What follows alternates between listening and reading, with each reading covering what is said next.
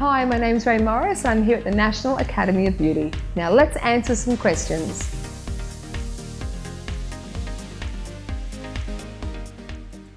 So here we have Abby, and I'm going to show you my technique on contouring. So what we want to do is we want to create more cheekbones. Two important things: make sure the product you use is matte and it must be a neutral color. So no bronzer, nothing with shimmer. There's so many contouring products right now, you can't go wrong finding a product. But basically you want the product to look like a shadow, because anyone that has strong cheekbones has a shadow under their cheek. Now contouring can work against you. Contouring can make a face fuller. It can age somebody. For example, it can be aging if you have someone that's quite hollow here, someone that's not as young as her. Because what happens when we age, we get hollow cheeks. So if you contour, you actually are pulling the face down. So sometimes you'll lift up. If the face is quite round, if you contour, you can actually cut the face in half and make the cheeks look fuller. So I'll show you a couple little tricks that I use. Anyway, I'm using a cream contour because I've just put cream on her skin, a little bit of foundation. And this is a cheekbone brush I've designed. I just put the product on this part and this will do the blending for me. Imagine a line from the corner of the lip to the top of the ear, right to the top of the ear. And we're going to start right up at this ear, and be careful with blonde hair. You don't want the product to get in blonde hair. If it does, a bit of Praline, a bit of Bioderma or cleansing water on a white. And we're just going to start right up here and very gently, 2 or 3 strokes. The reason I'm doing it very slowly, when you do it slowly, it blends better. And if you want to make this face slimmer, you can contour like this. And then you brush, you pivot this brush around. And what that will do is will give you a cheekbone, but also shrink the cheek a little bit as well. And all you should notice is a slight shadow under the cheek.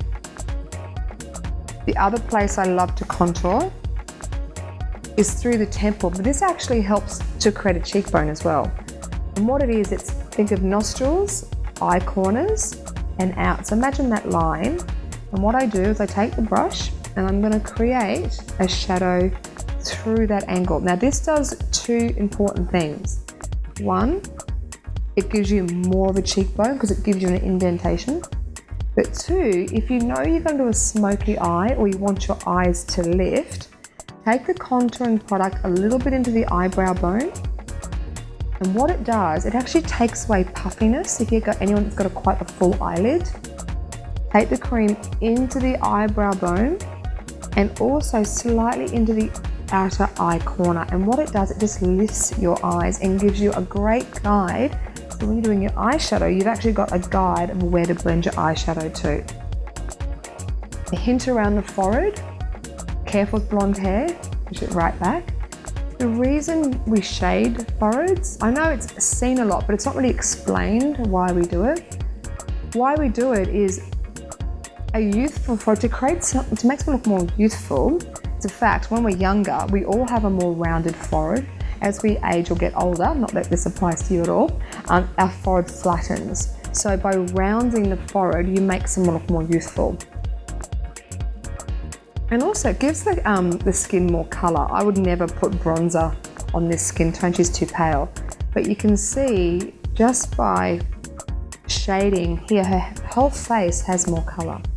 Okay, so for jawline, what you're trying to do is just create more of a defined jaw, or sometimes make the jaw a bit more slimmer.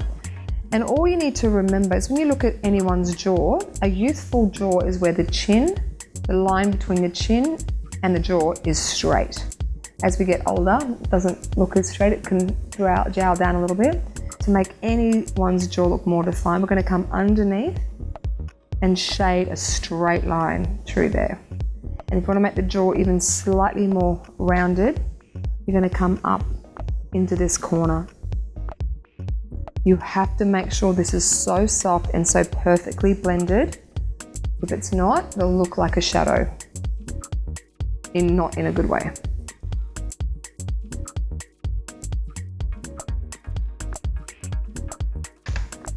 Just face this one here and do a check. And one last simple tip. Once you have your contouring in, This is my rule with blush. Just keep blush always above your contour.